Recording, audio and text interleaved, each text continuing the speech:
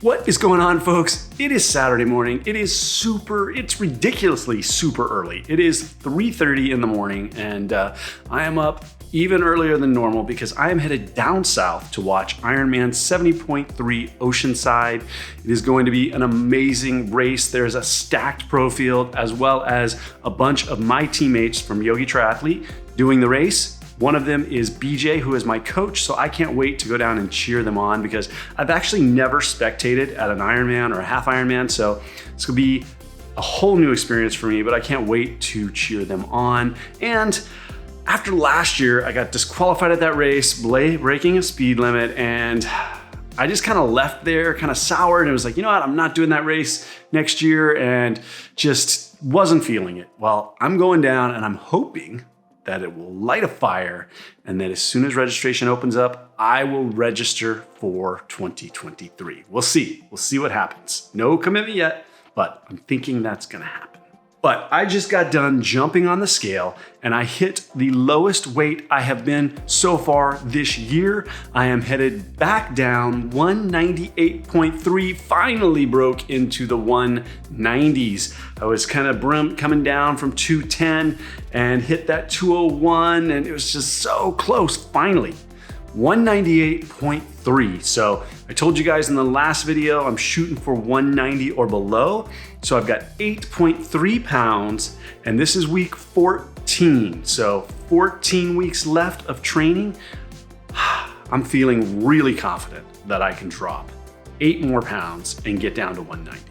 But now I gotta get going because it's an hour drive down there, and I wanna get down, get parked, and be able to get some great footage of the race.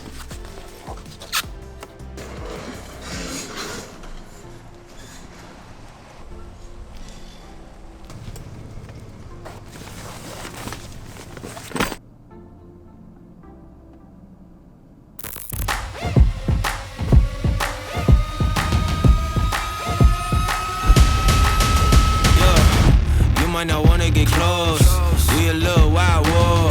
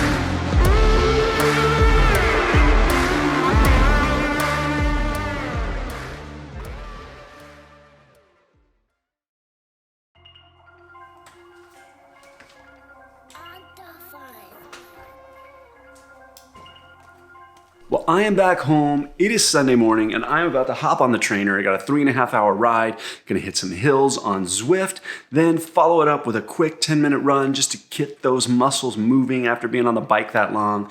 But yesterday was awesome. Such a great race. Oceanside is beautiful, just a perfect race. And seeing Lionel and Rudy battle it out at the end, man, that was insane. So inspiring. Seeing my teammates, seeing my coach, BJ, just kill it. So I am pumped. And now more than ever, when that Oceanside registration opens up, I might just have to register again. But now, hopping on the bike. We'll talk more about yesterday later. Yeah, look, tell me what's the vibes, what's the mood? Yeah, I just hit up Mikey for the juice. Yeah, ain't no capping, I'ma tell the truth.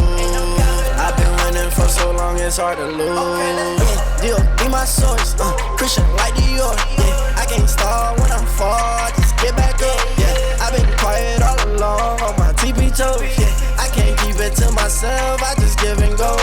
I'm a visionist, yeah, you can't picture this, yeah. Ain't no way you cannot work me, boy, I live for this. Yeah, sipping essential, that's the essentials, I'm influential. Yeah, straight fundamental, that's fundamental, on instrumentals. Yeah, speed of the tempo, yeah, we got potential. Shoot a movie like I'm Denzel, running my route to the end zone. And they still gonna find me, man, you know where to find me.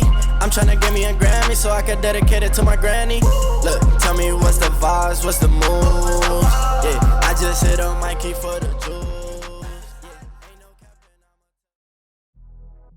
All right. Well, it is Sunday evening. The day is winding down, and I called this video My Training, and I wanted to talk a little bit about what is in store for me over the next 13 weeks. Got with my coach, talked to BJ, and we really just kind of broke down where we're at, what we've been doing, and he broke down what is coming over the next 4 to 5 weeks, then leading into the race, and finally the race. So I figured I'd share that with you guys so you guys kind of have an idea of what my training's like. The other thing I wanted to address before I get to that is a comment and question I get all the time, and it has to do with how do you fit it all in?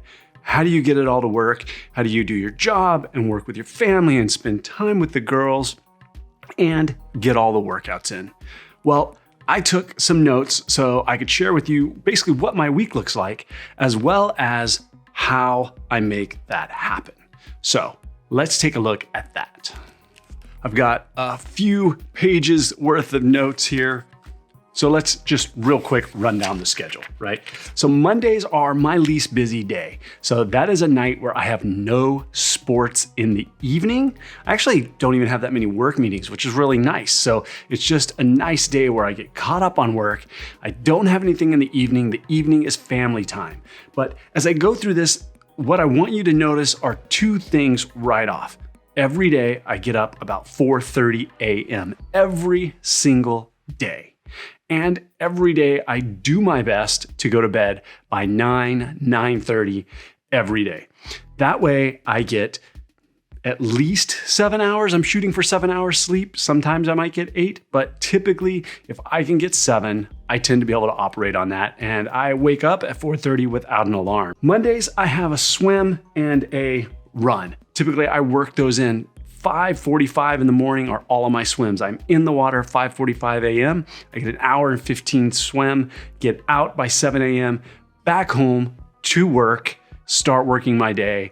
That day, I don't have any lunch meetings. Typically, every day I have lunch meetings except for Monday. So Monday is the one day I can work a run in during my lunch. So I get an hour run in that day. And that run is a MAF run. So that is a low heart rate, zone 2, 135 for me, easy 60, 70 minutes. So I'm getting about 2.5 hours of training on Monday. On Tuesday, 4:30 a.m. again, forgot to mention, meditate every morning, wake up 4:30 a.m., get the coffee going, 10-minute meditation, hop into my workouts.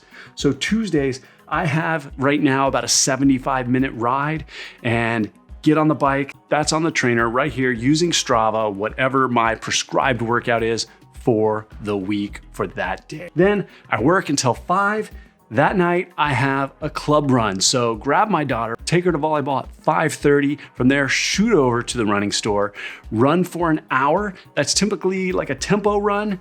Then back to volleyball by 7:30, pick her up back home. Family stuff, to bed by 9:30. Wednesday, 4:30 a.m., up, meditate at the pool, in the water by 5:45, hour and 15-minute swim, done with swim, back home, work that day, 7:30ish. On Wednesdays, my daughter has soccer. So I start a little earlier for work. That way I can get her to soccer practice by 5:45. I spend the next hour running, and then she's done at 7, back home, family stuff, bed, 9:30. Thursdays, 4:30 a.m., wake up, meditate on the bike by 5:30ish. Got an hour and a half ride, and typically a run that day. So getting in, again, about 2 hours of training on Thursdays to work. That night, I've got soccer again. So that day, I might get a double run in, actually. So I might actually be able to run again during soccer from 5:45 to 7. Back home, bed by 9:30. Fridays, 4:30 a.m., wake up, meditate, to the pool, in the water by 5:45 a.m. On those days, get out of the water and immediately try and get a run in for 1 hour. From there, rush home, shower, eat, get to work the rest of the day. Nothing going on Friday nights, luckily. So Friday nights sometimes would be social, hang out with friends, hang out with the kids. But to bed early, 9:30, because Saturdays are a big run day. Saturdays are my big run day, but it all depends on soccer schedule. My daughter plays soccer, so depending on when her game is, if it's in the afternoon or in the morning, but either way, that is when I'm getting in my 8 to 13 mile run days. So Saturday is a big run day. After soccer, the rest of the day, it's just family, house chores, working on projects, whatever it is. Sundays are my big ride days. So up early, as always, and then usually hitting my ride 3 to 4 hours on that day, and the rest of the day, family day, house project day, whatever it may be. So the big thing I want you to take away from all of that is, one, there was no TV mentioned. There's no TV time. I very rarely ever watch TV. I might watch my iPad while I'm on my trainer or on the treadmill, but there is never, hardly ever, just me sitting on the couch watching TV. That's just not a priority. There's no time for it. So a couple tips real quick. One, make a schedule. I actually took the time at one point to break down and figure out when I can consistently get my workouts in every day or every week based on sports schedules and my morning schedule, my work schedule. Took Excel, broke it down by like the half hour per day, 7 days, just to figure out how much time do I actually have to work out. Then make a to-do list. I know the things I have to get done each day. I've talked about them maybe the last episode, to-do list. I live and die by the to-do list. Always have it, so I know what I need to accomplish that day. The second thing is prioritize, really prioritize. For me, that is family, job, fitness, friends. So fitness is above friends at this point in my life. I have goals. I want to hit those goals. That is more important than social time for me, but it's not above my job or my family. So it doesn't mean they don't all have really high value. Those top 3 are my number 1 values and the most important priority, but I just have to work hard to get all of them in. The third thing is get up early. Make sure you're up. I get up at 4:30 every day, regardless of if I have a workout or maybe I could sleep in that day, but my body is so trained. I am up, and it is the best time of the day. I love the mornings, making coffee, sitting there, meditating, just quiet, and then getting to work. And then another thing is find people that will hold you accountable. I have a coach that helps hold me accountable. Now I've got master swim people, I've got my running club people, I've got all these people that are holding me accountable. Hold yourself accountable, as well as find a support group that will also hold you accountable. So that actually might have taken longer than me talking about my training plan. Maybe this should be called my routine, not my training plan. So let's talk training now. I took a huge break over the holidays. I was back east. I was skiing every single day, almost a 2-month break from running, swimming, biking. So I came back, and while I was skiing a lot, I was eating a lot. So I came back feeling like I was pretty out of shape. And we've spent a lot of that time base building consistency, and I'm feeling really, really good. What we do at Yogi Triathlete is, at the essence of it, it's building confidence and the feel for the feel for the activity. And let's talk you specifically, your run. Like, you want to be a strong runner. You want to run. You've had a taste of it. You want to feel more of it. And so what the first reaction would be is like, okay, you need to run more. You need to do speed. You need to stack these things on each other. But let's backtrack here, because you're a strong cyclist and you're a legit, strong swimmer. So let's use that to your advantage.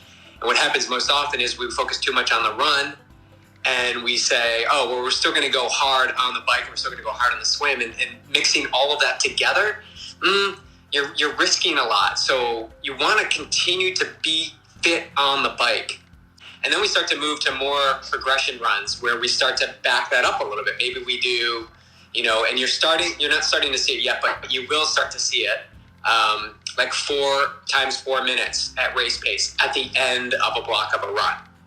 So now you're starting to get, okay, well, now there's 16 minutes. Right. To build to maybe 2 by 10 minutes. And now you got 20 minutes at race pace. And then we start to dial it back, where you run 20 minutes easy. And this is what a key session into leading into a 70.3 is 20 minutes easy. And then you start to add in 20, 25 minutes at race pace, 5 minutes easy, 15 minutes at race pace. Right now, most of my workouts are at really low speed or low heart rate anyways. And then at the end of my workouts, I turn it up and do strides. Say at the end of my run, I'm getting maybe 8 or 10, 15 to 30 second strides at race pace. That's what I'm doing right now.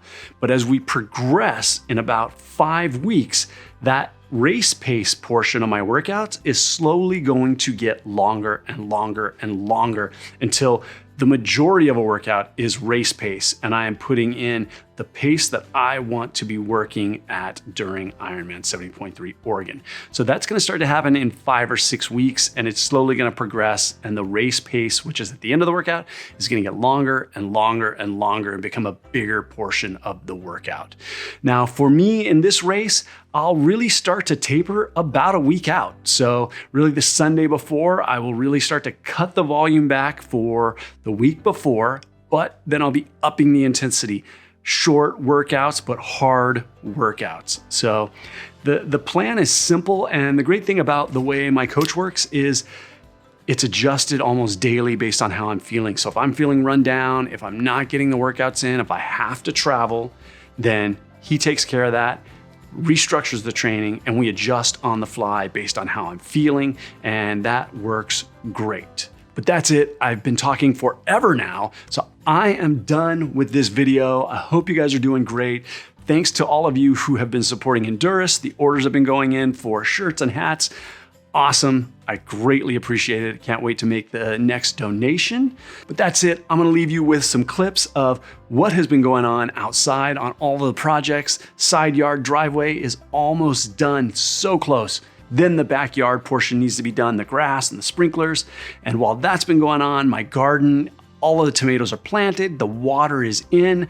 I've also got the planter beds with the water grids all set, timers ready. So hopefully in a week or so, I'll start planting the boxes.